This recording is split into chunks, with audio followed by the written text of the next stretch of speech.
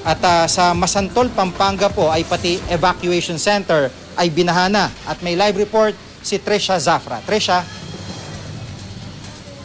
Saan yung bilang ng mga evacuees sa Masantol, Pampanga? Yan ay bunsod nga ng patuloy na pagtaas ng tubig sa kabila ng bahagyang pag-igi ng panahon sa Masantol. Ayon sa MDRRMC ng Masantol, Pampanga, dahil daw yan sa pagiging catch basin nga ng bayan. At kahit daw humupa ang ulan, basta't patuloy raw ang pagdaloy ng tubig papuntang Masantol mula ron sa mga binahang bayan sa Pampanga at iba pang lalawigan sa Luzon, ay hindi huhupa ang baha roon. Ayon nga sa alkalde ng Masantol, tinataya nila na aabuti ng isang buwan bago tuluyang humupa ang baha. Samantala, Jiggy, napakahirap ng kalagayan ng ating mga kababayang evacuee dyan sa Masantol, lalo na mula dun sa mga barangay sa tabi ng Pampanga River, particular na yung barangay Balibago. Yung mga evacuee natin doon, na dahil hindi sila makatuloy dun sa eskwelahan at sa simbahan, dapat ay evacuation center nila. Doon sila sa dike ngayon, nagtatayo ng mga tent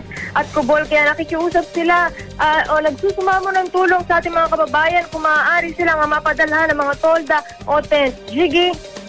Trisha, natatandaan ko ang karaniwang problema talaga dyan, binabaha. At nung huli ako nakapunta dyan, yung baha ay nagdulot ng bakterya o nagdala ng bakterya sa supply nila ng tubig. So, nagkaroon ng cholera yung maraming tao dyan. So, meron bang ginagawa yung lokal na pamahalaan para masiguro man lang na ligtas yung supply ng tubig, may malinis na tubig, yung mga residente dyan?